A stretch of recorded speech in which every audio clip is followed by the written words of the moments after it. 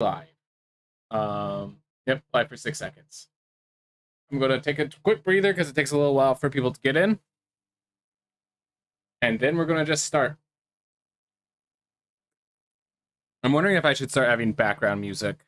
Something to just like listen in the background, or should I just trust that the viewers have their own? I don't want to do alchemy. So just Premier Draft, Outlaws of Thunder Junction.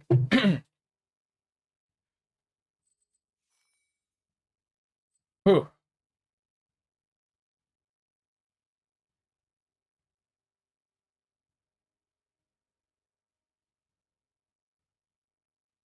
Hey everyone, we have found enough time to do one more draft. Just in between a day that was busy, I found time where I wasn't. I have enough time to do a draft, not sure if it's 2, but we're gonna see what we can do. Been watching a few more drafts. Definitely notice everyone thinks green is good, but because everyone thinks green is good, that means the other colors are open. It seems like there's a general agreement. Yes, green splashing everything good is great, but if you just find your own 2-color lane, you're going to do better than everyone else. Because if you find the open lane, you have everything. Big challenge is, of course, finding said open lane. I mean, in 2 of my victorious drafts, we literally were a single color, so. Alright. Karvek, pretty good card if you can activate it. The fact that it's double black makes me a little iffy on it. Sharpshooter plotting for 4. So one of the things I think about is, what's this going to look like at the end game? This card will win me the end game, so I'm going to highlight over it. But also, if I don't end up that color, is it splashable? This being 4 mana, being a kill spell, this is pretty splashable. I don't see a point in picking the deserts this early on, not when there's a Karvek here. Shackle Slinger is great if we are the Shackle Slinger deck. Decisive, I'm not going to double spell unless there's a darn good reason. This is good once you're in that deck. It's not a reason to go into blue-green. To put simply, it's just like, it's a counter spell, it's a kill spell, but it's one or the other. It only ever 1-for-1s. It's great tempo, but you need a reason to be there. I'm going to go with the Karvek. Just see if we can go black. Otherwise, yeah, Longhorn Shooter is perfectly reasonable. Crossfire is perfectly reasonable. All right, Slick Shot Show Off. Okay, so I've seen this in play. This is actually a decent card. You'd think you wouldn't have the tools for it, but it turns out there's just enough. Frontier Seeker, if you are white at all, this is a great card. Listen, this is, this is 3 mana. Worst case is 3 mana draw 2. Best case, this is 3 mana get rid of just a 1/1 mercenary and drop. Like, this is card advantage. It technically is a crime, but I'm not going to go too hard in crimes. Heartless Pillage has not paid off in the past. Skullduggery is fine, and here's the thing. I see one good... I mean, really, it's too late to be seen. It's too early to be seeing signals. Basically, the question is, do I want to just stick black and stay safe? Or do I want to go red and try to just get like some Slick Shot value? I don't think anything else in this pack is... I mean, the Skullduggery is nice, the Snakeskin Veil is nice, but I do not want to force green just because it's good. I'm going to force black instead. Forsaken Miner. Okay. So with Forsaken Miner, it looks like... My guess is they're going to wheel the Unscrupulous Contractor. Yeah. I think we have kind of an opening. Hypothesizzle is... Other people have been saying it's overrated. Literally, the fact that you have to discard a non-land card makes it very difficult to use. Contractor, like, we already have one. Great. Miner more likely to wheel? Really? Huh. You think so? Either way, I think if I'm going Karvik, I'm already wanting to go Graveyard Synergy. You don't think it's a... Okay. Huh. Here's the thing. I see Miner already synergizing with my deck. I could go without the Unscrupulous Contractor. I'm not sure I can go without the Miner. You don't think it's very good. Okay. I'm still going to try it. We already have a Contractor, so it's not it's not horrible for us. But the worst case, Tarnation Vista. Oh, okay. Yeah, no, I recognize it might not be good, but I'm trying something different. It's early on. I will tell you right now, I have not experimented with black too much. And you haven't played either card yet. Okay. Well, thanks for the opinions. I am going to have a little of both. I think the Unscrupulous Contractor is capable of doing more card advantage, but it's like we don't know if we're a card advantage deck or if we're more an aggressive deck with the ability to go card advantage. How's it going, Destiny Bound 2? So now I'm just deciding, do I want Vile Smasher now? Because we already have 3 criminals, and 2 of them love crimes. Yeah, I think we go Vile Smasher. Binding Negotiations is safe, but no, let's go with the big upside pick. Vile Smasher is fantastic when you get it working. You played 32 drafts before running out of gems. Nice. Okay, so you've played 32 drafts that you haven't played any of those either of those cards. That's kind of revealing about their quality. Tiny Bones Joins Up is not really where we have 2 legendaries, but I think that's not really a card.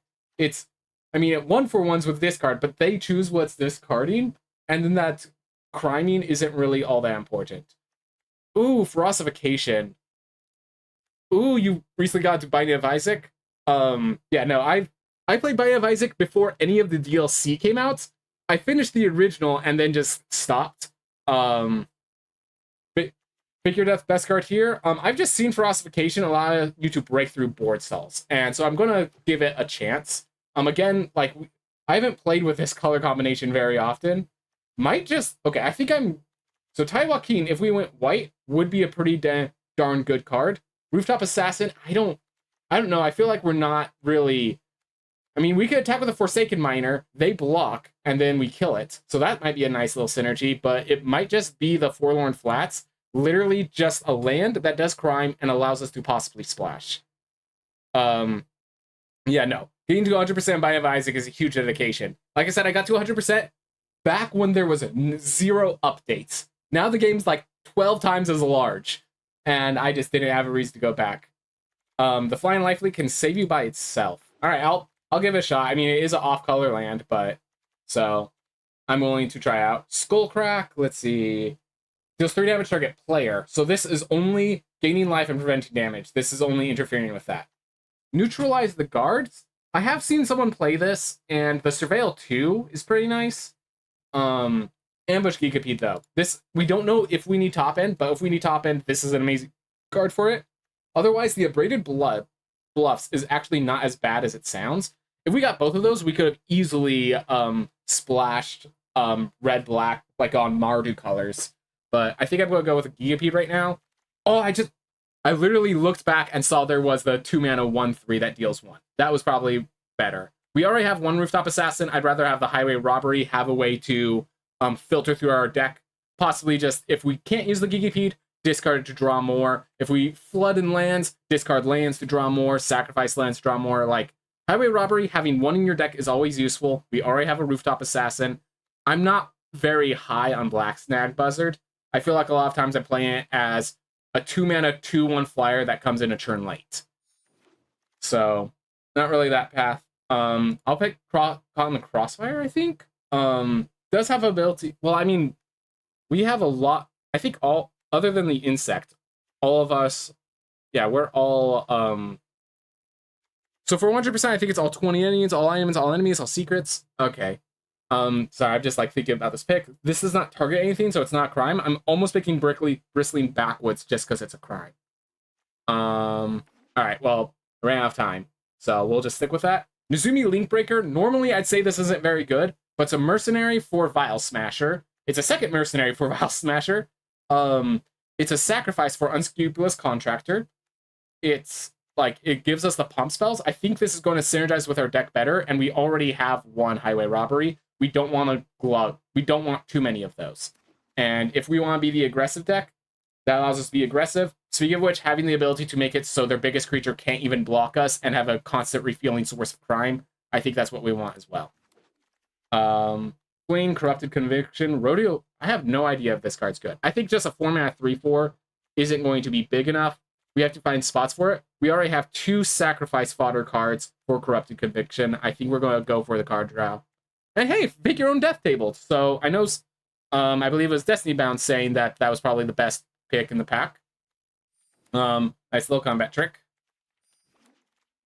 All right, Wily a little too late. Ooh. Ooh, Blood Hunter. All right, so Consuming Ashes, it's nice. It's a kill spell. This goes, like, I want to be clear, I think every single creature except Ambush Gigapede. So we have 6 outlaws. This is another outlaw. We have ways to do crimes. Every time we do crimes, this gets bigger. And this is often a card where it's like, I'm out of cards in my hand. I'm going to be able to trigger this. And then there are 4 kill spells in this pack. One of them's tabling. One of them's tabling. We don't have 2 people. At the very least, we don't have 3 people that are black and red. So if nothing else, the Terminal Agony will table around, which we can trigger with a Highway Robbery. So I think the Blood Hunter is very easy, and while kill spells are nice, we're going to get a kill spell on the way back. Let's get our more versatile options. Deadeye Duelist, I probably should have picked over the Ambush Gigapede, but we're past that now. We're not going to hold on to the past. All right, Lila, Undefeated Slickshot. Okay, so Rakish Crew. It makes an Outlaw Mercenary that we can use for sack fodder, deals damage, and then whenever one of my outlaws die, which if every one of our creatures are outlaws, that's a lot of life gain. I think, or specifically, it deals, they lose life and we gain life. With Blood Hustler, we could just drain people out. So basically, what I'm seeing is, you think Deadeye's better than Rakish Crew? All right. I am still, like, I want to be clear, I am more interested in experimenting than Deadeye Duelist might just be better. You're correct. But yeah, definitely draining out looks like a win condition for this deck. Let's look at our curve. 1, 2. Okay, this isn't a 2-drop. This isn't a 2-drop. Okay, yeah, we have no 2-drops. Yeah, Deadeye Duelist, we have 2 2-drops. Let's get a third 2-drop. If we're going to be aggressive, we need actual cards to fill in our curve. All right. So, I don't know. I think you can't afford multiple 3-cost enchantments. Well, the thing is, I'm looking at it as a creature. And definitely, okay, I see it with a Frostification. I see where you're coming from. Okay, I respect it. Thank you for the signal. Either way, just the curve considerations. Yeah, 3 mana, 1/1. Fair enough. But yeah, I was just looking at it as it slowly drains them away. But yeah, you're right. We might be more on the aggressive side. If we want to be aggressive, we need better curve. We already have an Ambush Gigapede, which is late game. And now it looks like it's either Overzealous Muscle or Hall Marauder, which I'm picking the Marauder. A flyer that has the opportunity to 3-for-1 our opponent effectively. Pretty good. 200% Isaac, people said, takes 500 hours just because of randomness. Gosh. Oh, how's it going, Grixis Leader? We are not playing blue, but we are playing the other colors. Again? Okay, hold up. Ravenfell Ohms or Deadeye Duelist. So we need more curve considerations because Fake Your Own Death is not a curve consideration.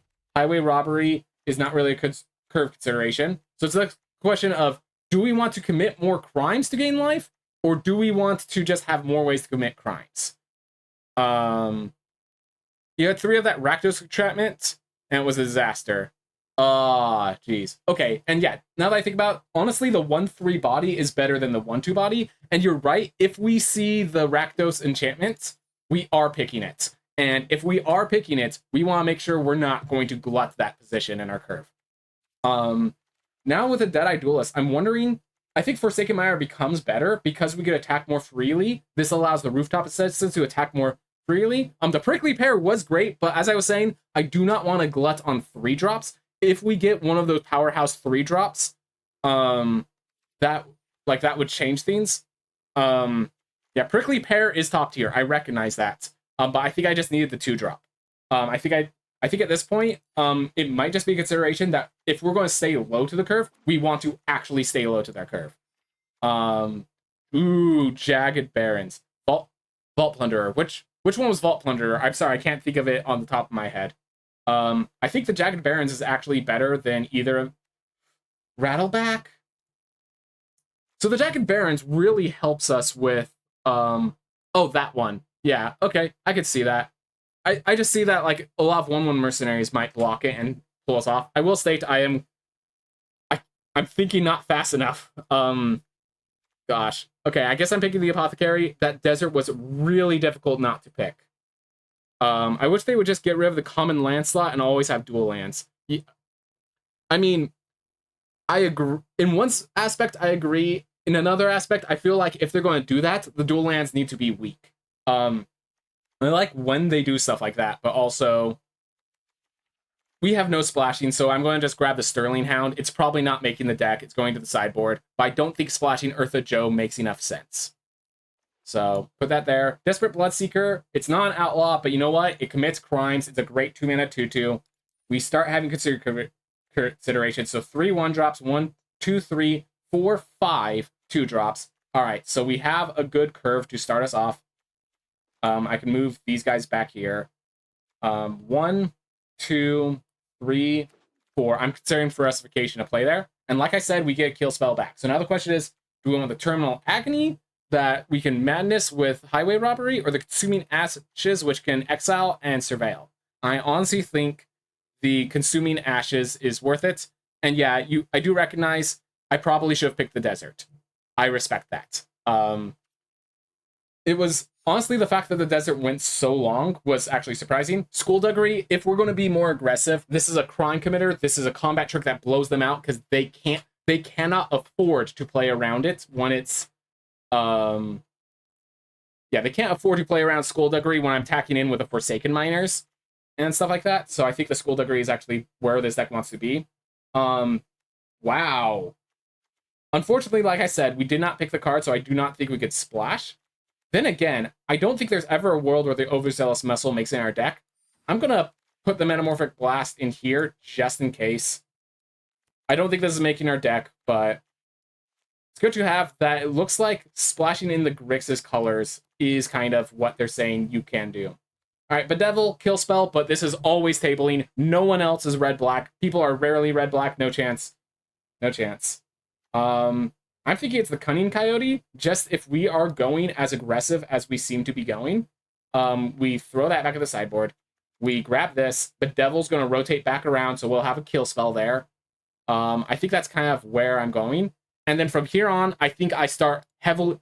I think with this pick, this is card 22, card 23. I don't think we have enough splash for Grixis Leader. I respect it. Grixis Leader, I respect. If anyone's going to tell me to go Grixis colors, it should be you. But right now, I just don't think, I do not have any support for that. I have a Sandstorm Verge. That has one less thing. Okay. Do we grab a cool, or do we stick with... Oh my god! Grixis! Do we? We have no fixing. Guys, I want to repeat, we have no fixing. We can't do this. People might rare draft it. Yeah, no, these are... Okay, I think I picked the cool because it is straight up a win condition. I do like just now having more crime lands. I think the crime lands are very powerful. But, oh my gosh! I'm sorry, Grixis Leader. I'm sorry, I am failing you. I'm not picking the Kroll Ultimatum, but oh my gosh, I would have been rewarded if I could have supported it. I am so sorry, Grixis Leader. You have every right to be angry at me. Every right to be angry at me. And we're picking this. Oh my... Okay, hold up. Is there garbage cards? I mean, the Deadeye Duelists are okay. I'm not sure about the Fake Your Own Death, but we are very aggressive. Let's throw this out. So we're going to play a 24-card deck. I do want... Here's the theme. We're getting a kill spell. We're getting another kill spell, which is worth getting. It's worth taking the sacrifice for the kill spell. We are getting to develop... Yeah, honestly, Grixis Leader, I should have. If I went for your path early on, we'd be playing Cruel Ultimatum. Even if I went one win, I'd be happy. Affinity kind of busted and limited. Yes, sir, I know. But I think it's just we already have playables. We want the crime lands. We need the crime lands with our things that trigger on crimes. I think it is worth getting the crime lands, even though it's the worst card. Conduit Pylons or Prickly Pear? Again, I have not really liked Black Second Buzzard. I think I'm grabbing Pear. It might make the deck. I'll probably throw out maybe the Fake Your Own Death, maybe the Crossfire, something like that. I still haven't figured it out. I will be clear, Black-Red is not something I have familiarity with. So I'm still figuring a lot of this out. We have enough playables, and I kind of want to pick lands, but I don't want another Sandstorm Verge, I'll be honest. I'm picking this Prickly Pear. I think I'm picking every desert that has our colors at all, because at this point, we have enough playables. We want lands, which will always make our deck, and will help us with kind of our options. Lizov would have been cool. I might just... I might just rare draft this Spire Bluff now, if I'm honest. Does Outlaw's Fury or Nuzumi Leakbreaker make it? I think the answer is no. Oof. Conduit Pylons or just rare draft? I'll rare draft, and who knows? Who knows? Maybe someone passes the Cruel Ultimatum right back around, and we just go for it. Who knows? Boneyard Desecrator has a good way. It's a good way to like finish off the game. Just get a lot of sacrifice triggers. Sacrifice the 2 Forsaken Miners, immediately commit a crime, get them back. It's something. I don't think I'm playing the Bucolic Ranch with none of those guys. Discerning Peddler as an extra 2-drop. We already have an Ambush Gigapede. I'm not sure it's going to see play. I'm going to throw this in a sideboard. Possibly play it later. Here's the Bedevil we said we were getting back around. I see no reason not to take another good kill spell. It's very difficult colors, but I don't think those colors are a difficulty for us. We have a Starwood Springs now. Perhaps. Well, this is a kill spell.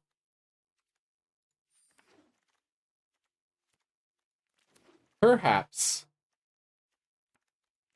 We are going to look at what the best... I do not know what the best deck is. I'm going to be clear. I am... Oh. Anyways, how's it going, everyone? I am still a little frazzled. I knew this was going to have to be a fast draft. Let's see, we have 44 cards. We want to take out 1 land because we're definitely lower on the curve. I think we throw out the Ambush Gigapede. I just need to figure out what the other cards I'm throwing out are. I could see us throwing out the Frostification. Let's see, what creatures, when they get +2/+0, become devastating? Forsaken Miners becoming 4/2s are pretty insane. It does, yeah, it allows our cheap creatures, it basically does what the Mercenary triggers do. It makes it so that it's a lot easier to get them. Caught in the Crossfire, I'm not sure if this is for our deck. Like, so first off, we can just use it as a 3-mana. Okay, hold up. Let's do this properly. Type creature. So all right, so we have 1, 2, 3, 4, 5, 6, 7, 8, 9 early game creatures, and then we have 1, 2, 3, 4, 5, 6, 7 mid game creatures and 1 late game. Honestly, with my experience, I think I'm going to just throw out the Hollow Marauder. Great card advantage engine, but what happens is you don't get enough creatures in your graveyard to trigger it often enough to actually get the payoff. And what happens is you end up with this huge 6-mana card and 4 manas in play. So I think that's going out. Hey, Blighthex, randomly scroll on Twitch on my phone because I'm bored. I came across your stream. I actually also stream and do YouTube. Okay. I don't know. This looks like a self-promotion. Yep, that is a self-promotion. Thank you, Ace Law. Yep, took me a little while to figure that out. I was trying to be excited, and then suddenly it killed. Alright, oh well. So I'm trying to figure out... So let's look at our card draw. So our card draw, we have Unscrupulous Contractor, we have Corrupted Conviction. Consuming Ashes, I'm going to consider card draw because of the Surveil effect. Other than that, I think that's it. I mean, we are in colors. Oh, here we are. 1, 2, 3. I'm going to count this as 4. So we have 4 card draw. We have a good amount of creatures. I definitely think we're pulling out here. We're definitely pulling out a spell and a land. I think that's our pulls. Hold up. 17 lands. I'm just trying to think. So if we went 15 lands in a deck that the curve ends at 4. But then again, Deadeye Duelist will be happy if we get more lands. Blood Hustler is happy if we get more lands. Highway Robbery allows us to go more lands and not get punished for it. Alright. So here's I think here are the 3 that I'm thinking about cutting. Fake Your Own, or 4. Nuzumi Linkbreaker, I think I'm going to keep it because I just like those steep curve considerations. Fake Your Own Death because it's... Okay, now that I'm looking at Fake Your Own Death, I'm just like thinking with some of the cards that have like good triggers. I think it's actually better I take out the Ferocification. I think we are more on the curve plays and I think that's just better for us. We have basically 9 swamps here, 8 mountains, and I think we just go 8 and 8. Let's see. No, we have more. We have multiple double black cards. Oof. I feel like because we have multiple double black, I need to get rid of one of these double reds. You take out the crossfire. All right, I want to. Yeah, I'm going to pull back the frostification probably, and I'm taking out a land. I think this deck is low on the curve. We want to go to 16 lands. Highway robbery does give us a more stronger curve, but it allows us. Basically, the thing with highway robbery, if we're not getting lands, we can use it as a way to get our lands. If we are getting lands, we can sacrifice the lands into card advantage. So I think one or the other is going down. And yeah, unfortunately, I don't think we have enough reasoning to go for Cruel Ultimatum. Sorry, Grixis leader. I am so sorry. Do we want the Sandstorm Verge? I think no. I think that helps with the late game. Hollow Marauder. All right. The Hollow, yeah. Oh yeah, it is a flying guy. The thing is, well, I guess it is being played as a late game card anyways. So yeah. I'm gonna go down on the red so that now we have 16 lands. I don't think I can actually afford to bring in the Sandstorm Verge. I don't think I could afford to do it. Just there are some with a cool in this deck. I think the Sandstorm Verge will be more costly than it is valuable. So yeah, I think this is our deck. We are playing a cool. We are playing. I just realized when we got a cool and I was thinking about doing the tap land, I should have just grabbed the desert and a cool would table. If I remember that correctly. Because yeah, who would pick a cool other than me? Even the Cruel Ultimatum tabled, so. Alright. Well. I don't think I'm going to be switching out this deck much. I think we just have to play it and get aggressive. Because this is going to be a harsh, like, we are frontlining. I'm used to playing control decks. This is more of a aggressive deck. So I will say this is a learning experience. Worst case, this is a learning experience for me.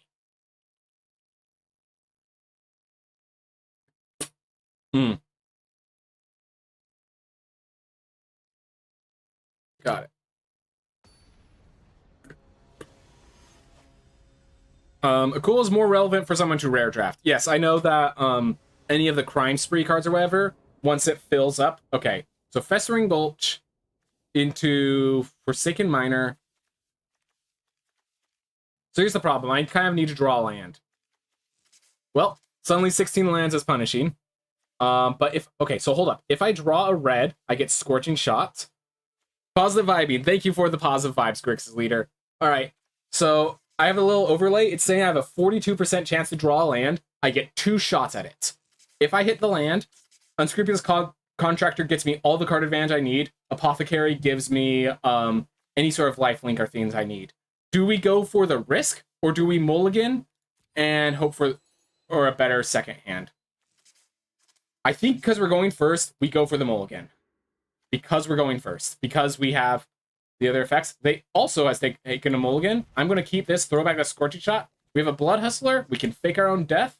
Any red gets us a Devil. This gives us more playables. Still definitely a little mana punished. I wouldn't mull, but I always get land screwed in these situations. That is fair. What's the statement? Screw always beats flood.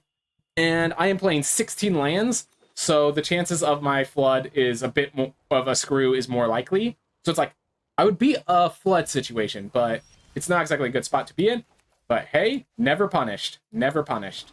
Bring out that Blood Hustler, and we could bedevil anything they play. I think we just throw it out. This is a hard consideration. Do you just throw out your kill spell to maintain tempo, or do you conserve it for a proper threat? If they're going to kill my Blood Hustler, obviously we're sparing it. Alright. The question is, I think I'm going to I'm going to plot the Unscrupulous Contractor. If they Desert Stew, perfect. I think I just fake my own death and keep that around, and I get a treasure token. Yeah, I think I like that. And then like that treasure token can be used with Rooftop Assassin or Unscrupulous Contractor. I miss half the blowout, but still 1-for-1s. I keep a threat in play. I have a kill spell. Blood Hustler has the potential to just grow and grow and grow. Fake Your Own Death against Patient Naturalist would have been much better, no denying that. My opponent is now no longer mana screwed. So I can attack Rooftop Assassin.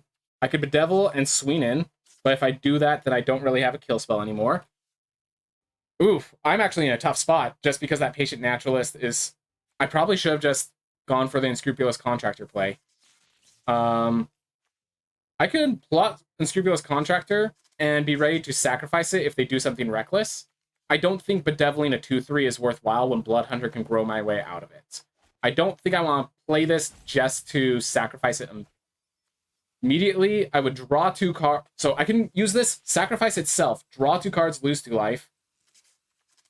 This is a difficult position because I got my sacrifice outlets. They have cards on me. So I have to consider that this game, if this game goes long, they win it.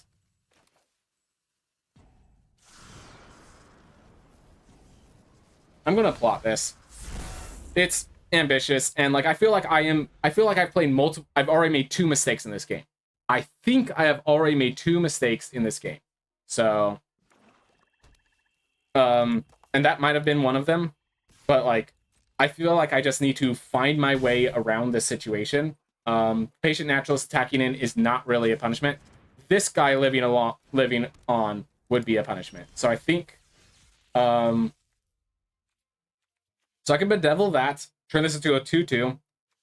I think I'm going to start by Unscrupulous Contractor to sacrifice itself to draw 2 cards.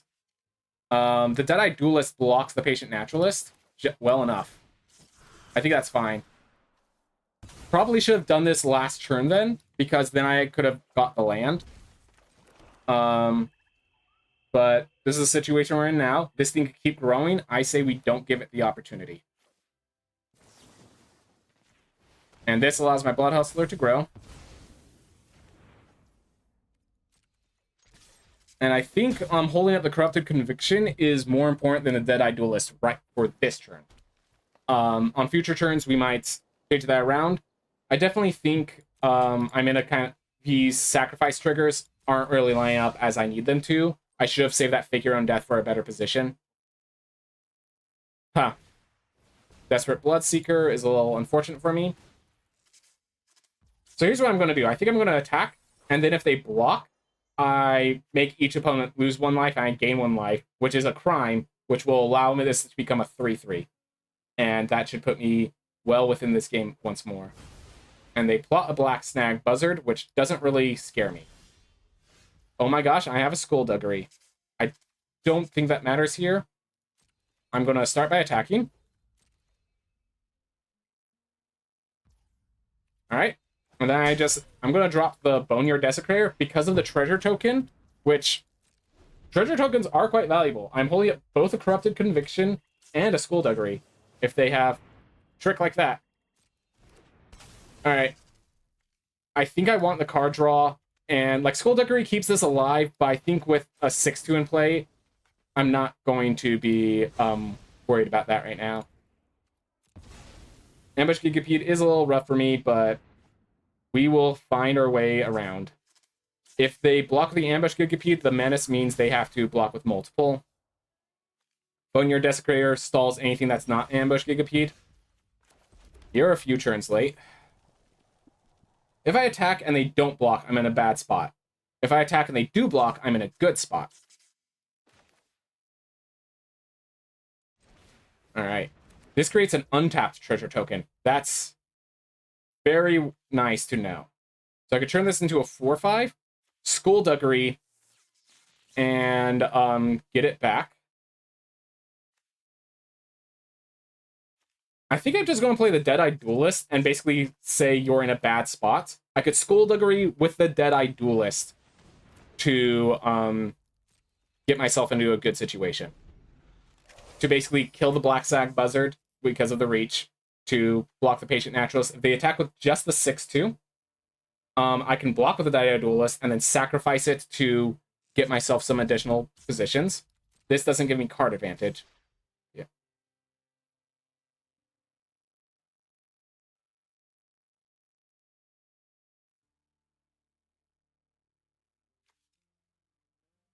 I'm gonna wait on this because it seems like they're stopping here. That's perfectly fine. I can use the Forsaken Miner trigger, and then when I Skullduggery, I can actually have enough mana around to make the Deadeye Duelist more useful. All right, another Forsaken Miner. I am in a bad spot. I am not denying that in the slightest.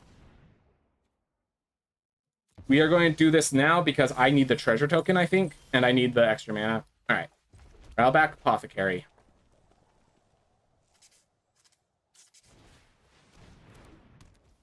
Why did it tap, leaving my red open? I really dislike Auto Tapper. So now I need to sacrifice the treasure to bring back the Forsaken Miner. Thank you, Auto Tapper. I need to stop them from like Gigapede powerhouse plays. I think I have some maneuvers, but it's just like that Auto Tapper maneuver. Losing the extra black for Forsaken Miner actually is hitting me really hard right now. Because if I did that, I could play it black. All the cards in my hand are black. Why did you tap my swamps? Thanks, Auto Tapper.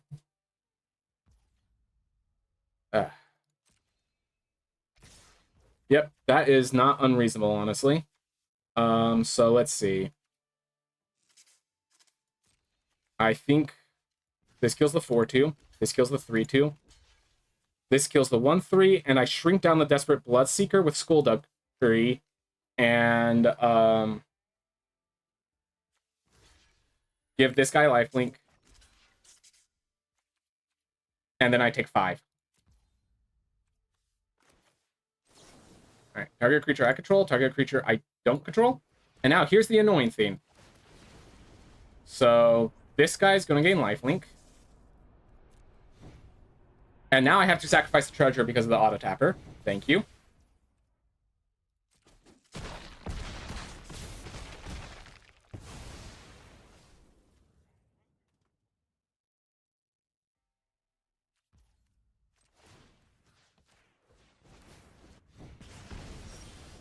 Is there a second Forsaken... Oh, there's a second Forsaken Miner in my graveyard. I didn't even realize that. Alright.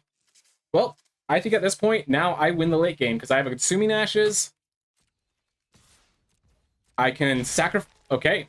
So now we're in a good spot. As long as the Auto Tapper stops screwing me over. But yeah, notice that I did not get the second Forsaken Miner because of Auto Tapper. Alright. So, tap correctly. Thank you. Then I pay 1, shoot them. Here we are. Now we start doing things the way I like them.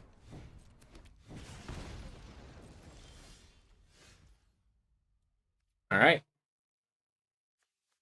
I think I just swing in with everything but the Deadeye Duelist. Let's see. If they can only double block, so they can't kill it. And the 2 Forsaken Miners, if they block with that, I Rooftop Assassin, and like this is all positives for me, I think. They have to use a combat trick, and I have 2 that I get to hold up to counter. Oh no, they killed a Forsaken Miner. Not really an issue right now. They can't block with their Forsaken Miner, which is why you go on the aggressive. Alright. I think I actually would just prefer to...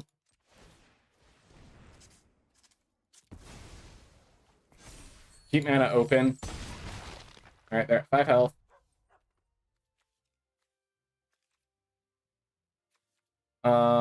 Let's see. So yeah, I think just holding up the Consuming Ashes might just be the correct play here.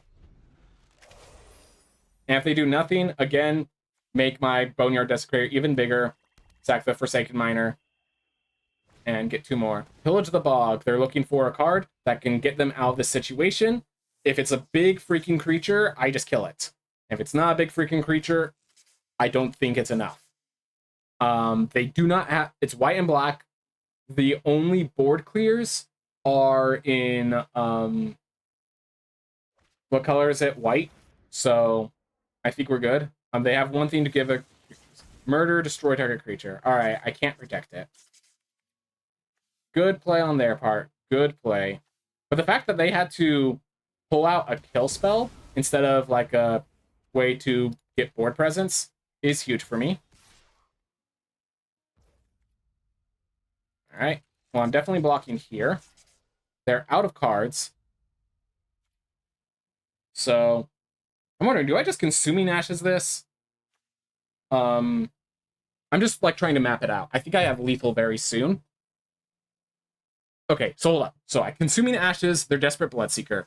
I bring back the Forsaken Miner, I shoot them in the face, they're at 4. I attack with all. They go to 2, they go to 1. I do not have lethal. Okay. That being said, I think we want this as just the body. A 2/2 flying lifelinker, I think, does huge work for us.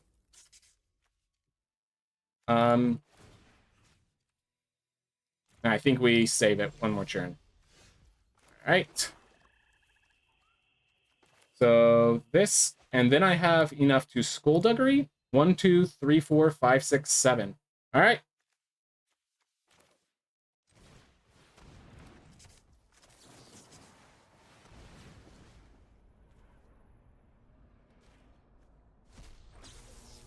I'm gonna, I don't think I'm not sure I need it, but I thought I'd do it anyways, just to make sure.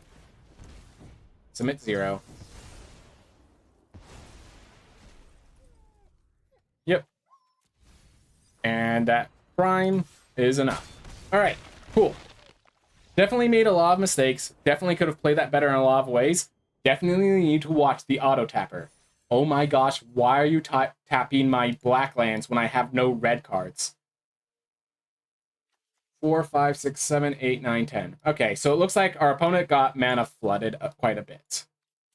They do have cards to take advantage of that mana flood, but yeah, those Forsaken Miners do a lot. If you have the deck that could use them, they do a lot. Let's see. I just want... One of these is you should always reflect on your plays, see what you could be doing better. I think using the Figure on Death on my Blood Hustler, definitely plotting that card and then just playing it to sacrifice itself later was a bad play. So this is another 2-land hand, but unlike last time, I have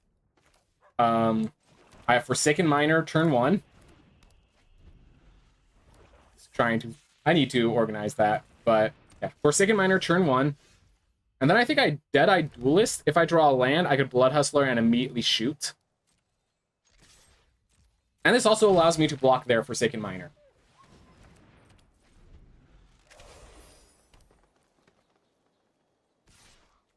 I'm blocking. What combat trick do you have? Didn't think so.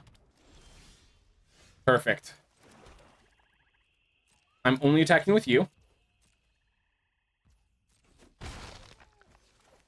We are doing it like this because we have a Skullduggery or the Deadeye Duelist if there's nothing worth Skulldugging.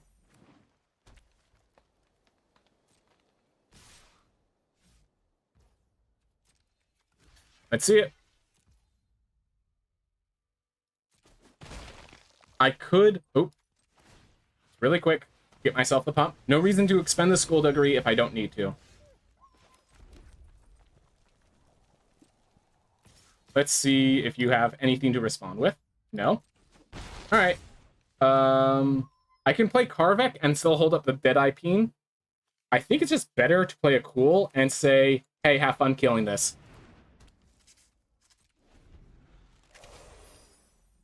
Yep, here's a 5/5. If you have... Yep. They didn't have a turn 4 play. I'm pretty sure they had curve into turn 3. I was literally thinking about Skullduggering the hard... Like, when they attacked, Skullduggery just to kill a Hard Bristle Bandit so that whatever they were going to do after combat wouldn't work. So here's the thing that I thought I probably made a mistake. When they attacked with the Forsaken Miner, I thought what they were going to do was tap all of this to play the Rooftop Assassin, killing my Deadeye Duelist. And then they take advantage of the board. Alternatively, I could have Skullduggery'd, I kill the Forsaken Miner and the Hard Bristle Bandit. It still commits a crime, and they only have 3 mana now instead of the full 4. That, I think, would have been a better play. But either way, I did not get punished. Yeah, turn 3, having 4 mana and not taking advantage of it, costly for my opponent. Very costly for my opponent.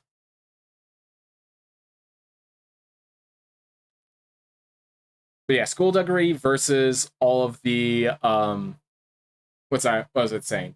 Yeah, the fact that we were facing we had a Skullduggery, they had a mana sink card that could die to a Skullduggery. I should have just triggered that off a little sooner.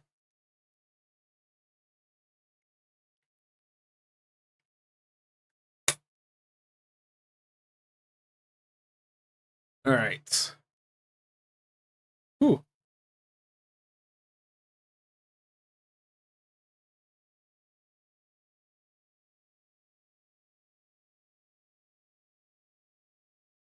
All right. Any serve considerations? Sorry, I'm just like now thinking about, could I have 2 cards that splash blue and I have cards that make treasures? Could I have just played the Cruel Ultimatum? I still think the answer is no, but it's just funny to think about.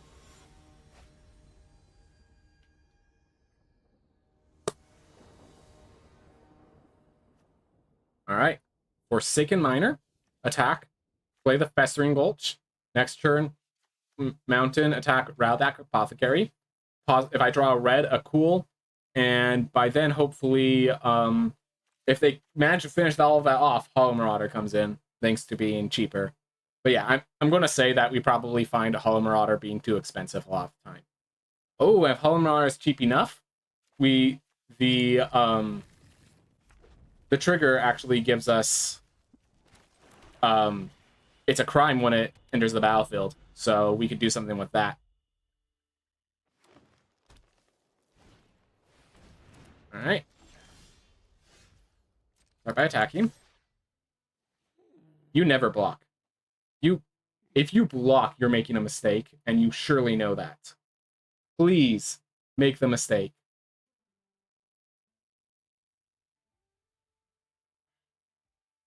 My opponent is really thinking on it. Oof.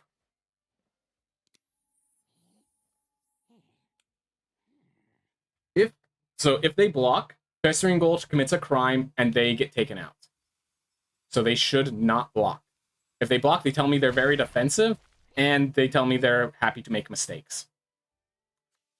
I think I still play the Gulch now, just because, like, I could play that Rowback Apothecary into things, but I just don't think it's worth the risk.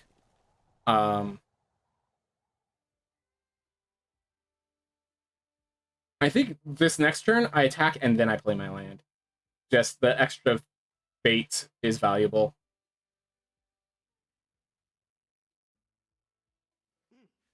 Yeah, I've seen other people play Fake Your Own Death. It actually turns out pretty well. Insatiable Wolverine after playing your land drop. Opponent. We are once again threatening that we have another desert land to just get this for free. I think they might take the trade because it's fair for them, but yep. All right, so we play Rattleback, then we play a Cool, and then I think we're in a positive situation no matter what happens after that. They have to really punish us here. Throw from the Saddle does some good work. A big, scary, beefy body could help. There's a few things, but oh my gosh, this giving this Forsaken Miner. Okay, that's a way for them to get back into this game. Kill all outlaws. That's fair enough. All right, well, how do you plan to kill a Cool? And if they don't kill it this turn, I can play Prickly Pear and have a Fake Your Own Death ready for it. But yeah, Caught in the Crossfire did some work. 5-4 Reach Vigilance. I think I let it through, and then on the second go around, I block. Because this turn, I do not have Fake Your Own Death. Now I have Fake Your Own Death. Like, once the turn rotates back around, I have Fake Your Own Death. Alright. I'm going to pretend I don't see the reach, the fact that it has Vigilant, that has reach. Yep, nope, they saw right through it. That's perfectly fine.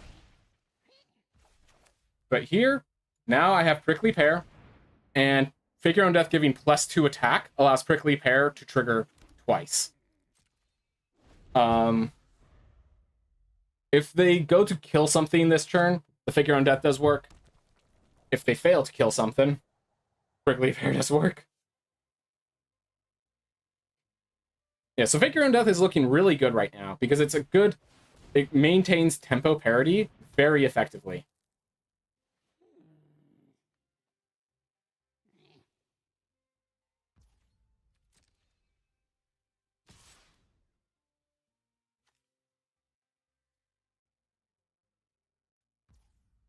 Alright, blocking here. Then we're faking our own death. The only card I think that punishes us is the Quick Draw, which is such a rare card to see in decks because it's just so bad normally. So I think the correct answer was actually to sacrifice their Varmint just to stop that from being such a blowout. Let's see. Do I pump a Cool, or do I just attack with a Cool, tell them you're at 5 health? Let's see. 4-3. Does that do any difference to the math? No. I think... I think I pump it once. Bringing them to 4, I think, is actually significant. No. Because here's the thing. I think I want to block with at least one mercenary. I think because I want to block with a mercenary, just one is enough. Alright, here we are. And then we're going to play the Marauder, which will trigger and allow us to bring back the Forsaken Miner. Here we are. Yep. A Cool is a bomb for a reason.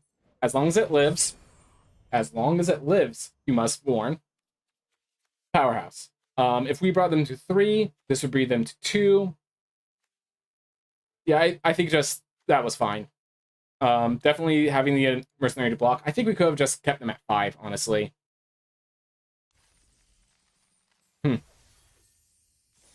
Whatever the case, we are now at 3 wins and 0 losses. This deck is doing the work. But it's definitely just a Cool is a lot of numbers. Cool and Forsaken Miner. Alright, Nezumi Linkbreaker into Desperate Bloodseeker into Unscrupulous Contractor. Okay, Linkbreaker is being a sacrifice outlet for Nezumi Linkbreaker is pretty great. With the Armadillo, I think playing the Bloodseeker to be able to just gain some lifelink health along the way. Okay, never mind. I'm going to play the Deadeye Duelist instead. Basically, this is just, it commits crimes later. It does nothing, like, I can't attack through that Bristleback Sentry anyways. This is much slower. Okay.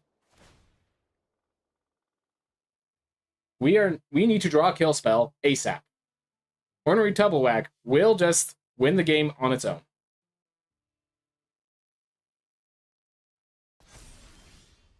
Alright.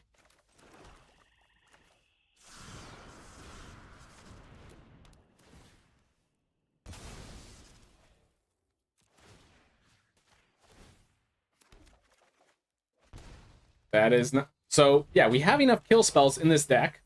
We just need to draw them before this Ornery Tubblewag closes out the game single-handedly. My opponent is low on cards, so I think if we kill the Tumblewag... Oh, that Armadillo is about to become a threat too, so we need even more, unfortunately. But yeah, they can't really attack with... Let's see, if they put that, they become a 5/5. We block with all. Alright. Tethering. Okay, so now we can't even kill the tumble. If they attack with the tumblewag, there's nothing we can do. Ugh. They should have. They did not crew the tumblewag. That is a positive sign. They did not crew the tumblewag. Now they can only attack with the armored armadillo. All right. That was a little lucky for us. I think we just start with Corrupted Conviction because we... This is why you play 16 lands, so that you don't draw more lands than playables. The fact that we still drew more lands than playables is just the unfortunate matter of the fact.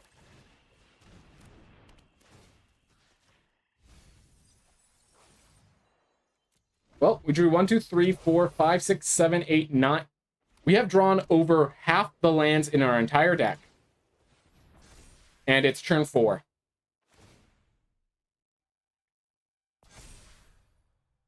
Alright, they can attack with the Ornery Tumblewag now. Really? Do we take it? Yeah. We need to... They're not crewing the Tumblewag. If they crewed the Tumblewag and got bigger, like, I'm tapped out of... Could you stop? Alright. Let's provoke them. This thing can't block anyways. We have a Festering Gulch. They're not getting lifelink anyways.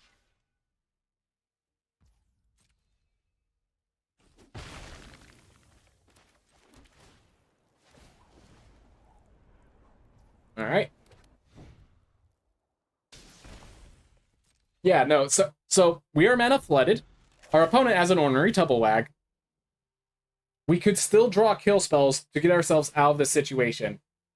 But like also our opponent is playing the Ornery Tumblewag poorly. There are so many more things the opponent could be doing to us in an even worse situation. So the opponent's giving us an opportunity. We are just drawing too many lands. 1, 2, 3, 4, 5, 6, 7, 8, 9, 10 of our lands. 11. How many lands are left in our deck? We have 16 lands in our deck. There are 5 left.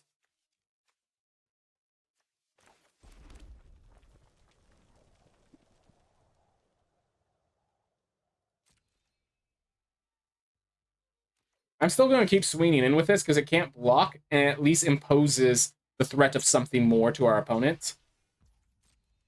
And I could use Deadeye Duelist to bring it back anyways. So, which is the only thing I have mana for.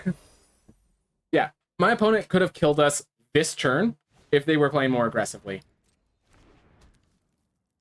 Yeah, I mean, listen, sometimes you draw more lands than playables, and you just have to live with it. I see no reason to change the parity, the situation. 1, 2, 3, 4, 5. All right. So this game ended a while ago. I'm still playing because I don't know. Maybe I get kill spell into kill spell into. Honestly, I'm still playing to see just how many lands we will draw. 8, 9, 10, 11, 12. 12 of our... We have 16 lands in the deck. We drew 12. Notes, of these cards in the graveyard, 2 of them were milled, so we didn't even draw them. Opponents! Just kill us! Swing in and we literally cannot live.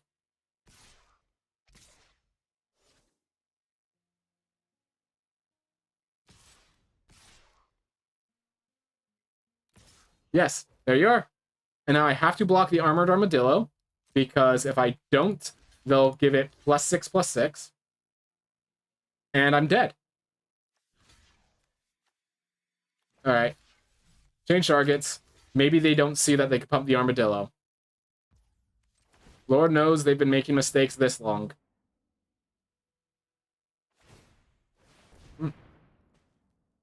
I wish I could just throw my hand out in front of the opponent and just be like, yep.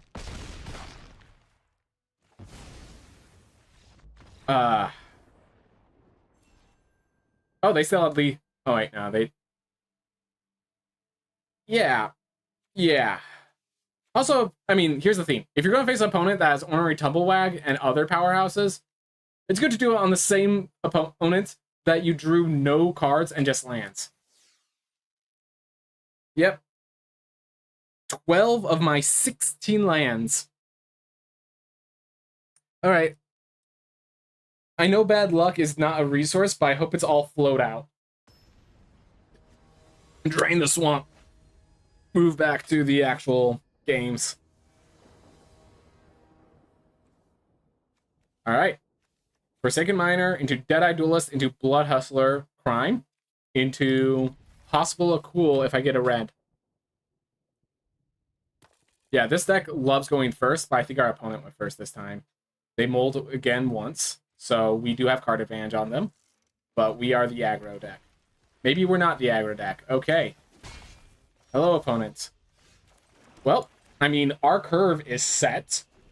We have a 1-drop, a 2-drop, a great turn 3 into a cool.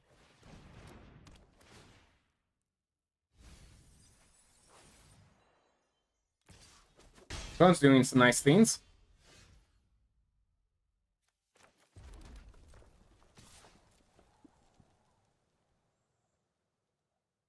Are you really trading?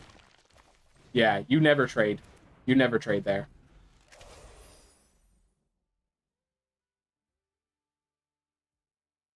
Here's the question. Do I block into a combat trick? Yes, because that stops any additional pressure that they're applying. If they're using a combat trick, they're not doing something else, effectively. All right. Blood Hustler? Oh, should have attacked her. Oh well.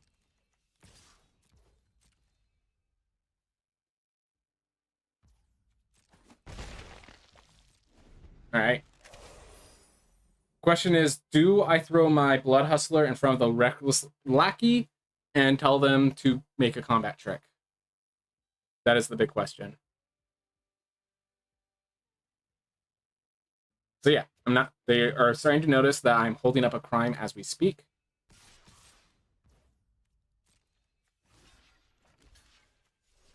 I'm going to block like this so that if they do have a combat trick, they gain less life. All right, so they are mana screwed, I just realized, because they went first and they have less lands than me. All right. And with the opponent mana screwed, do I play Karvik? I think I just play a cool and say, hey, have fun getting around a 5/5.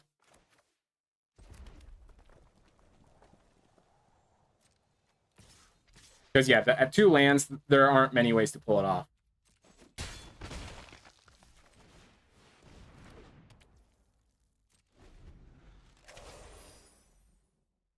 All right. So now they are forcing through the kill spell over at cool, not at Blood Hustler or anything.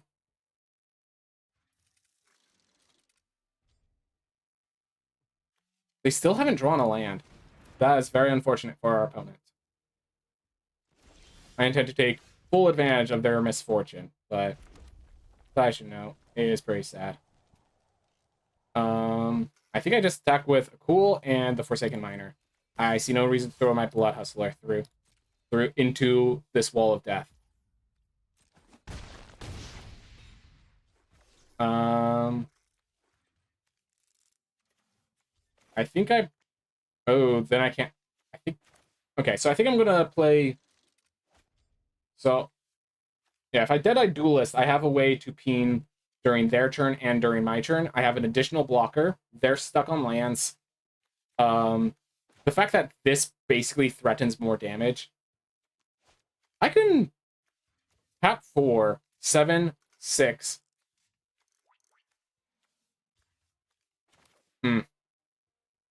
Weird spot. I think that's actually it. Commit a crime here. Gets me a bit more health. And then next turn I can block.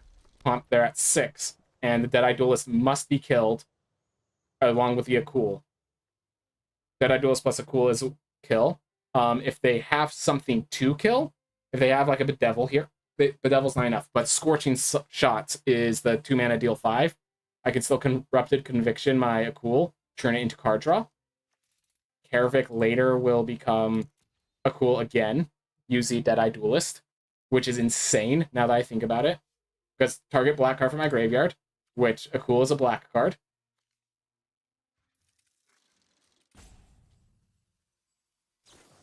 Explosive Derailment on there. I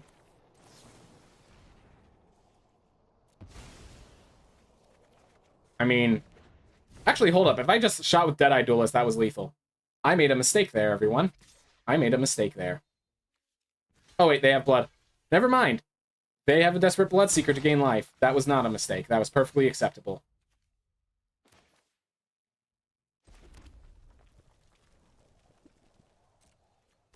Alright.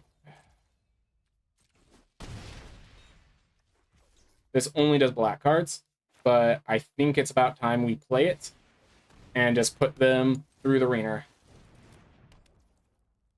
Why did I not attack with Forsaken Miner? That was a mistake on my part. Oh well. I do not think the damage is going to matter given the situation they're already in. So I did make a mistake there. It is worth noting. Mistakes occur. I do not think it mattered. Alright.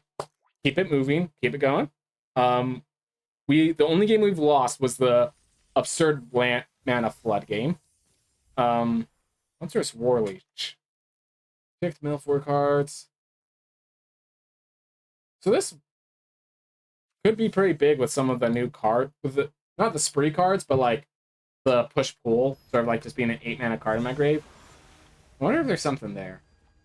Probably not, because it's still a 4 mana card.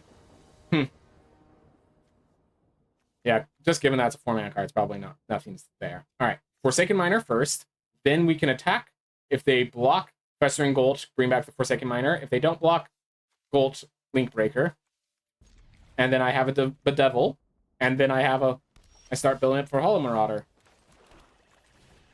Yeah, no, these Forsaken Miners are doing amazing, and this Link Breaker is doing good enough. Link Breaker is definitely like it's a weak link, but it does its job. It has a job and it does it. And that's all you need.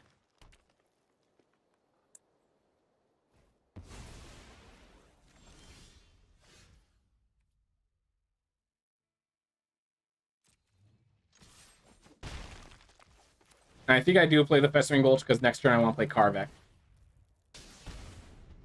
Because, yeah, tap lands do have the cost of they come into play tap. So. Summon Outcaster? Do I have a Devil that? I think I play a land. Attack as if I have a...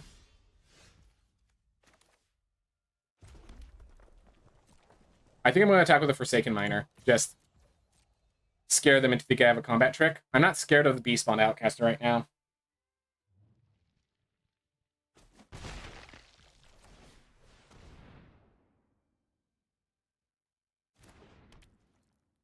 Alright. I have to be careful. I could accidentally exile my Forsaken Miner with Karvik if I'm not paying attention. It is up to 1, so I don't have to exile it, but I might make a mistake if I'm not being careful. Wily Duke. Okay, that's a card worth kill. Red Deviling. Actually, if I attack with Forsaken Miner, I mean, I think that's fine. Alright.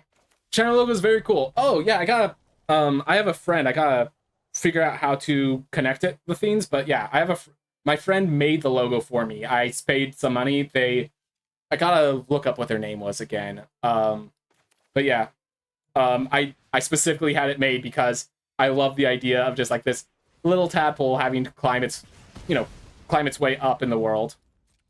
And yeah, so yeah, the joke of the logo is that logo is it is a tadpole. If you look closely, it's actually inside a pond that's just too big for it. Just kept growing and never actually evolved. Gosh, why? I can't think of the name right now. I sincerely apologize to the person who made the logo for me for still failing to remember the name of their thing. I think I just bedevil this and keep swinging in. It threatens my Karvik, but I think it's worth just the pressure on my opponent, because if they block the Karvik, they're taking 5 and they're lethal. If they don't block the Karvik, they're taking more, threatening more lethal. And I think we do this first, simply because this prevents them from blocking. Basically put them between a rock and a hard place. And the more rocks they stop. Forsaken Miner, I see the argument for it. I don't think that's the block. Unfortunately, I would have to get back to you, Grixis Leader, on who the... Why can't I think of their name? But yeah, I met them when playing Dungeons & Dragons with them. Super cool person. Oh. I just learned what is a tadpole. Yes, a tadpole is a baby frog, effectively. I forget that a lot of people watch from English as a second language. Am I well understood as someone who speaks ESL? I'm just wondering, like, is this, like, I know that sometimes it's hard to approach things that I just want to see. I try to make my stream as approachable as possible. I know that's something that really goes over my head. I talk fast, so I recognize how that's a mistake, but either way, our opponent is currently looking dead on board. They need an instant speed response for this game. Because I am attacking for lethal, and I'm probably playing the Deadeye Duelist. Oh, you're from Canada. Okay, so you're not very far away. Right, I forget Canadians speak French. Right, that's why French was offered. So I took 3 years of French back in high school. I don't remember anything of it, I'll be honest. Alright, steer clear. That was something. Do they have another combat trick? They need something to keep their Beast-Spawn Outcaster alive, or this is game.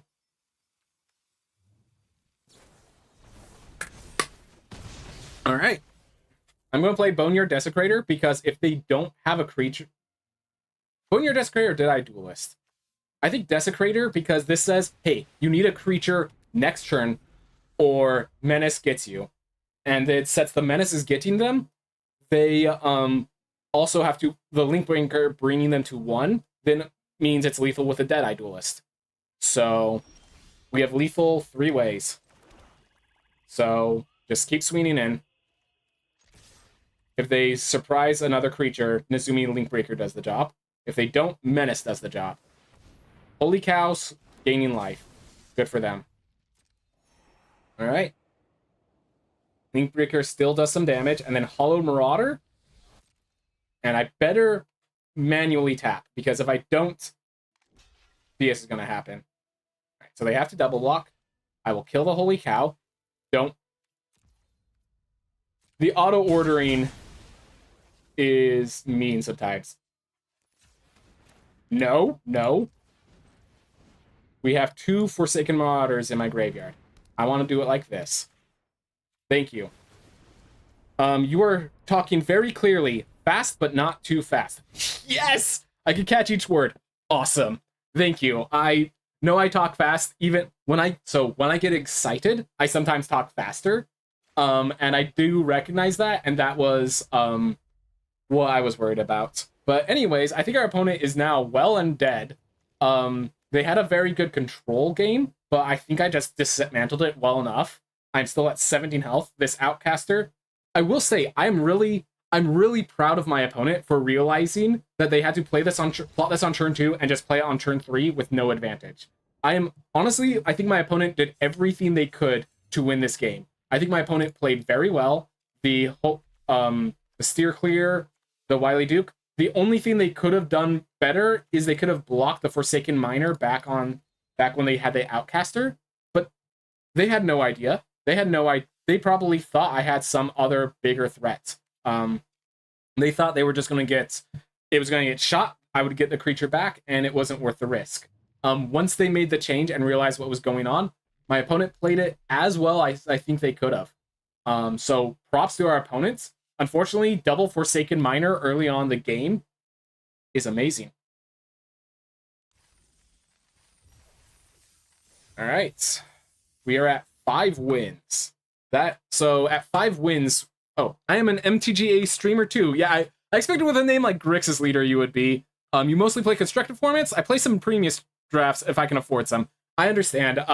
So draft has the issue, if you're not good at it, it's very expensive. If you do the math on it, once you give above 50% win rate, it is better to go into Premier Draft than Quick Draft for gems and cards. But again, above 50% win rate. By the natural law of things, I'm going to keep this hand, by the way. It's dangerous, but we can play turn 2 Blood Hustler into Bloodseeker, and then we have Miner waiting for us once we have mana. But, yeah, the problem with that is the statement. You have to win over 50% of your games. By nature, 50% of people don't succeed in that task. So, there's that. Mana, the fact that we do not have mana is really bad for us, but I think we will manage, and we just got rewarded.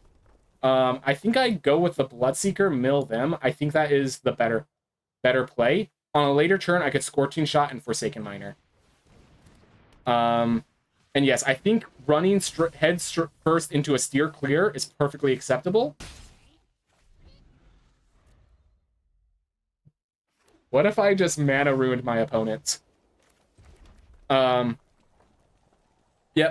Played Magic forever. Thought I got out of it, but it pulled me back in. That is the story of many people. Many people have that story. I could have used Blood Hunter to get myself, to cause them to lose more life now. I think the extra pressure is worth more, especially since we have a Scorching Shot, so their first creature is probably just going to get blown out if it's fast-paced, blown out if it's slow-paced. Cool. All right, so now we're going to Scorching Shot, attack, and if they get a kill spell, we fake our own death. And if they don't have a kill spell, Forsaken Miner gets to come in cleanly. And yeah, just this extra aggression is really nice. Aggression is really difficult to do in this format, which means if you can do aggression well in this format, you will win a lot of games. As I said, very difficult to do. Don't just assume you're the aggressive deck because you're trying to be the aggressive deck. We just had the cards to pull it off. And that's why I took the Nezumi Link Breaker. Like, that is normally a bad card, unless playing a turn 1 play is that valuable. Oh, sorry. Yeah, I realize you're taking this as serious advice. Yes. Yep, basically just... Oh, I just realized I also mana ruined them. They probably needed the islands, and I just ripped them all out of their deck. But yeah, so... since you probably are considering draft, another thing worth knowing about this format, green is very powerful. There are 2 basic reasons. 1, green makes it very easy to splash additional colors. So if you end up like in green-red and then an awesome blue bomb comes in, you could just splash in that blue bomb pretty effectively. There's a lot of there's deserts that help you splash, and green has cards to help you get those deserts with net positive tempo. So that's one reason. And the other reason is, remember how I said it's a slow format? Well, in a slow format, you actually have the time to play some big creatures. Now, you shouldn't glut your entire top end with just big creatures, but if you get a Cactarantula, if you get to the Spinewoods Paladin, those are big creatures that are going to play serious pressure on the board, and they're commons. They're not going to be the thing that wins you the game, but it's the thing that draws out the counter spells, that draws out the kill spells, all of that stuff, so then you can play your big win conditions. And I guess third, Oko's in this format. If you happen to draft Oko, of course you're playing Oko, and he's green-blue. So green is generally the strongest color. I'm not sure, that only matters if green's given to you. Always pick the colors that make sense for you, and obviously, so fun fact, Grixis is a deck in this format. The problem with the Grixis deck, you need a lot of those deserts. Like, I want to be clear, Mr. Grixis leader. I have a Spirebluff Canal, and I have this Soured Springs. If I got 2 more, if this deck wasn't so aggressive, if this deck was more control-oriented, if Iron Fist Pulverizer, if these Ambush Gigapedes were better for my deck, I'd be playing Cruel Ultimatum. So, worth noting, splashing is possible, but I think people overvalue splashing. Do be wary if you splash too much, important thing to note when splashing in limited, you splash cards that you splash don't come into play till turn 5 at the minimum. So if you're splashing a 2-drop, you're not doing it properly, unless that 2-drop is good on turn 5. So that's one of the things you should always be wary of. A lot of people, my first failed draft in this format, I played Surprise Grixis because I had amazing Grixis cards, but the problem was I couldn't splash the colors properly. I was playing all 3 colors across my 1-drops and 2-drops and 3-drops. So when I got the cards, I couldn't play them. All right, Blood Hustler doing its job. Bedevel, Scorchy Shot. All right, we have Blood Hustler and Kill Spells. This is a bit of an eggs meat basket situation. If they kill my Blood Hustler, that might just be the game. But I have a Skullduggery. If they don't kill my Blood Hustler, Cruel Ultimatum and MTG from the Shard of Alara set. Nice. All right. Do I attack? Do I Bedevil? Do I Forsaken Miner? Hold up Skullduggery. I think I Forsaken Miner, hold up Skullduggery. Let them crew the Arynx, and then I Skullduggery it. That's my play. I see no reason to trade my Blood Hustler for an Ankle Biter. Oh, man. Crew it. You know you want to. Good man.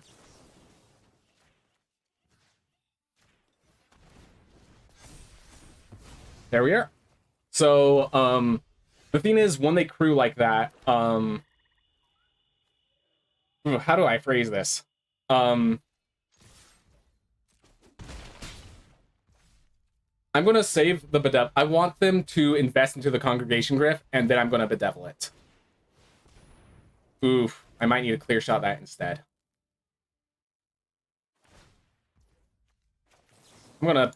I'm still going to stick with this, because I have a Scorching Shot, and this Blood Hustler is slowly becoming big enough. If I draw a land, I could Forsaken Miner. Alright. I definitely attack with a Forsaken Miner. I think I'm good just using the Forsaken Miner.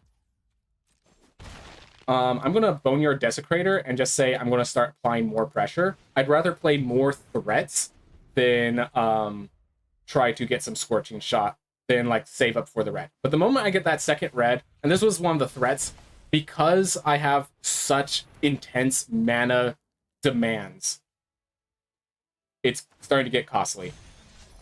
All right, they crew the Giant Beaver.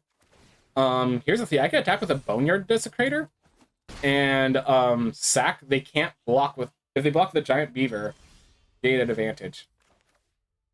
Ooh, do I play a cool? So there's a few plays. I could attack with a Boneyard Desecrator, sack the Forsaken Miner. I could Scorching Shot this thing.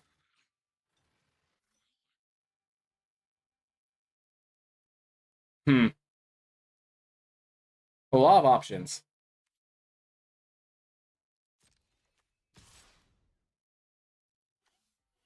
I think I just start with this. I want to see how they respond. All right. Goes through. Let's play a big threat. Now, that Giant Beaver being a 5/5 is a little difficult, but the Scorching Shot's going to help. If we draw a land, we can Scorching Shot and still Blood Hustler effects. All right. So they can only attack with a 5/5. No blocks this turn.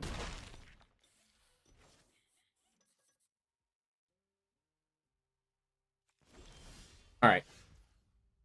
Do I have a lethal setup?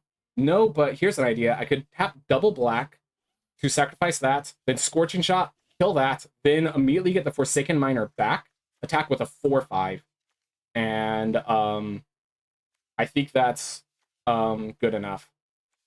So red, black, black. Use this to sacrifice the Forsaken Miner. Then I Scorching Shot. Does 5 damage target creature. Let's kill this Giant Beaver. Autopay. This is 4 damage. So they're going to be at 6 health from this. Then this is 2 4 damage threats. They are forced to chump somewhere in here. Actually, hold up. I am forced to chump. They have 8 damage. They have 9 damage if they don't block. I cannot sacrifice to make that bigger. I think this is good enough. They have to trade the ankle biter, but now I have this 4/5 that they can't attack into. They're at 6 health. And Cunning Coyote might just be the push I need. They need to kill 2 separate creatures this turn. So if they take for a ride, so the importance of that attack is if they had, there's a card called Take for a Ride, or Throw Off the Saddle. That's what it's called, Throw from the Saddle. It would be a kill spell that turns a giant beaver into a 5/5. If they had the ankle biter and I attacked with all, well, actually, could I have attacked with all? So the thing is, I just think the Blood Hustler was eventually worse than my Boneyard Desecrator, simply because this is getting bigger. It needs to be blocked. Next turn, I have Coyote, put it on a cool, have lethal. Ooh, that puts them right back into this game. No, it doesn't.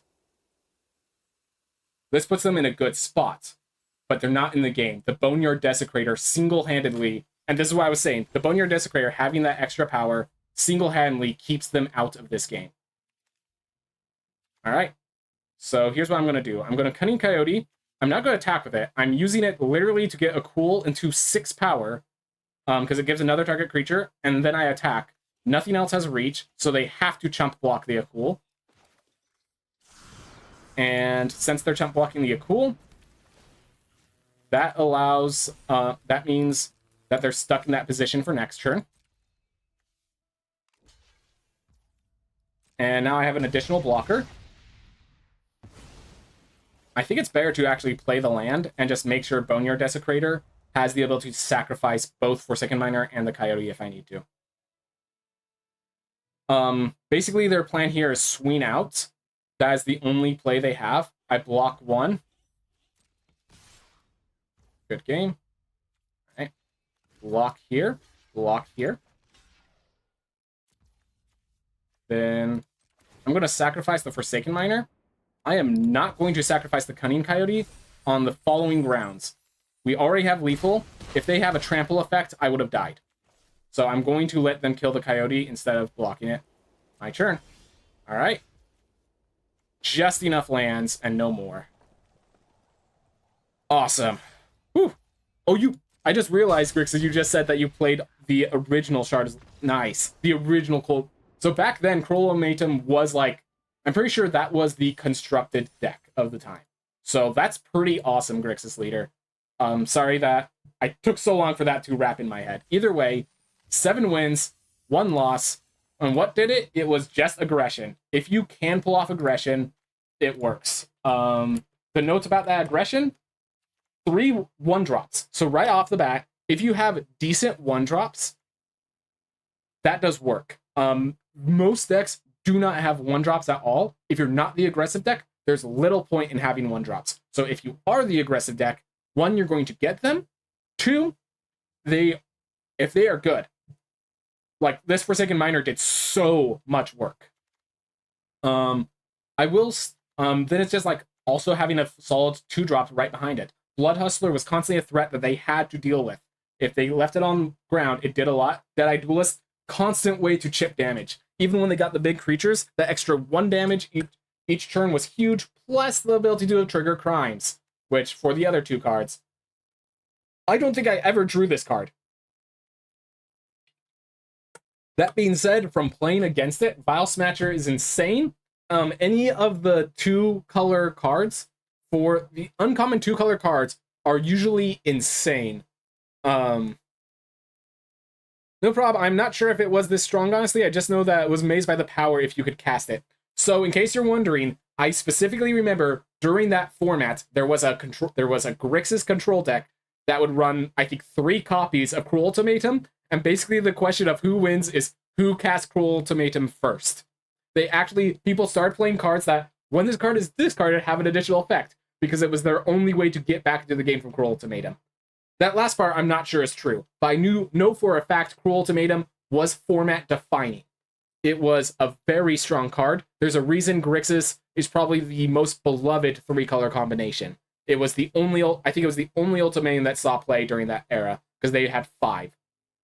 Now they have 10, and I think there was a combo deck with the green, blue, black ultimatum, but that was it. Yeah. Definitely having enough card draw was nice. I stand by the 16 land pick. I mean, our only loss was literally having too many lands. That's funny.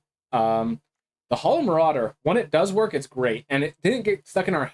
The thing is, and I think this is the answer. This card is the top end for your more aggressive deck. If you're a controlling deck, I've had this in a controlling deck, you don't get enough creatures in your graveyard to cast this for any less than 7. You sometimes cast it for 6, and at 6 mana, there's a lot of other 6 mana cards. Ambush Gigapede does a lot of the same work. It's not that this card's bad, it's that just, like, if you don't have a way to get this out, it means nothing. This card did a lot of... I think it was because we had such cheap cards. Yeah. I think it's because we have such cheap cards. Oh yeah, the Ikoria Lair of the Behemoth. Yep, I remember that. I will say I have lost that, where it's like, all right, I'm going to show you 3. So, for those who don't know, the ultimatum, you pick 3 cards that I think they all have to be monocolored and all have to be different named. The opponent chooses 1 to shuffle back in your library, and the other 2 you cast. But the thing is, the way that ultimatum deck works is any of the 2 cards, any 2 of the 3 cards together. Like, I think 1 was Omniscience, and the other was a 2-card combo. So either you get rid of the Omniscience and you have a combo, or they get half of the 2-card combo and they have Omniscience in play. That was how the Sultai ultimatum blew people out. Boneyard Desecrator did a lot of work. That was really nice, but I think that was only because this was top ending an aggressive curve. So this card, and like, that's one of the things. Because most people aren't playing aggressive decks, cards that work within aggressive curves, they sometimes go around pretty well. Prickly Pear is always good, so that's difficult to find. Rattleback Apothecary is always good, difficult to find. Karvik the Punisher, this was... So funnily enough, I think this was almost always a 3-mana 3/3 with no additional effect. I just want to note that.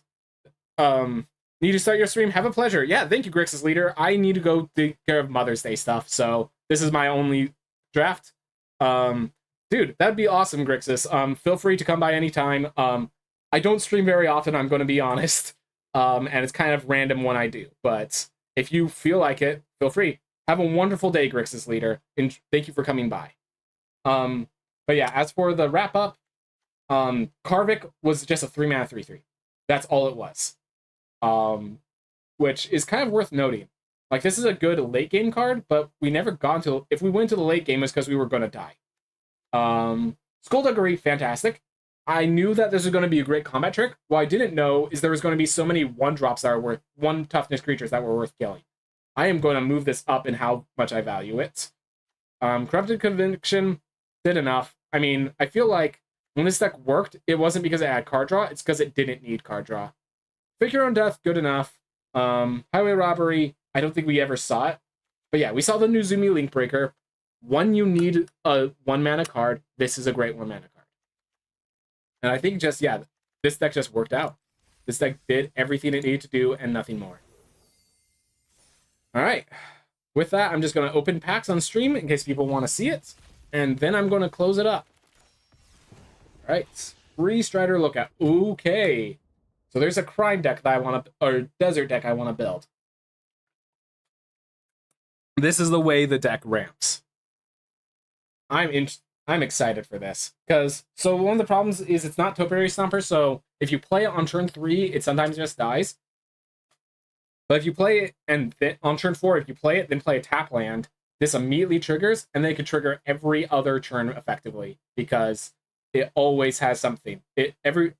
Because most of your lands commit crimes, it always has triggers. But yeah, I'm really happy to see a 3-Strider Lookout. I might be crafting a full set. Servant of Seer, Ride Down. So as I was talking about if you are the aggressive deck, this is the card that tells you I'm the red-white aggressive deck. Every time this works, every time Ride Down works, you blow your opponent out and deal some damage. It's a 2-mana kill spell plus damage output. It's insane. I have never won a game where an opponent played right down on me, but if you play it in just any deck, it won't work very well.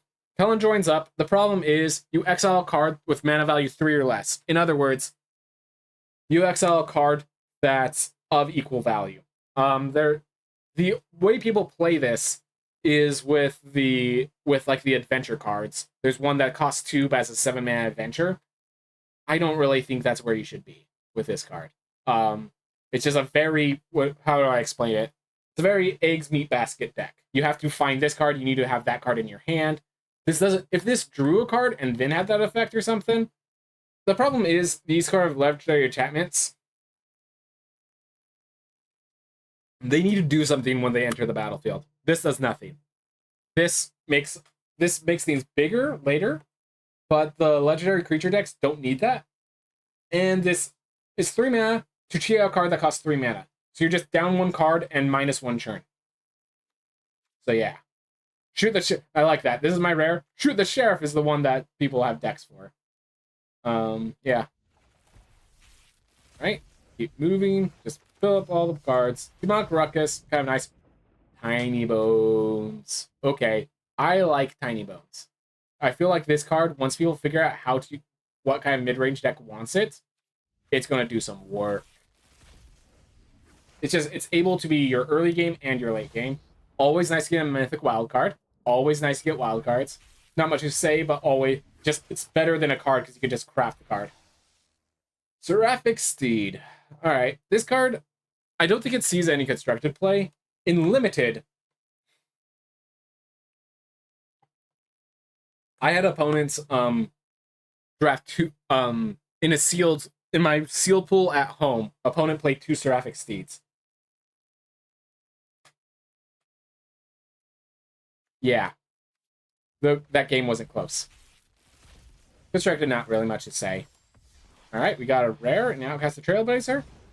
And Anguish Unmaking. It is a mythic, but it's both a bonus sheet, so I'm not going to see much, and it's not really worth a mythic slot. Outcaster, however, I want to be clear, all these 3 mana good bodies that also ramp you, I have some deck ideas with all of them. I swear. All of them. So, yeah, very happy to get them whenever I can. It means I'm saving myself space. Pillage the Bogs recently got a lot better. There was a combo deck that used Pillage the Bog to find the last missing pieces. It turns out that if you want to run 4 of a lot of cards, what you could do is you could run 2 of them and then Pillage the Bogs to find which one you need for certain situations. So yeah, that card ended up being really good. Apparently it just spiked like 500% in value or something like that after the last tournament. Anyways, everyone,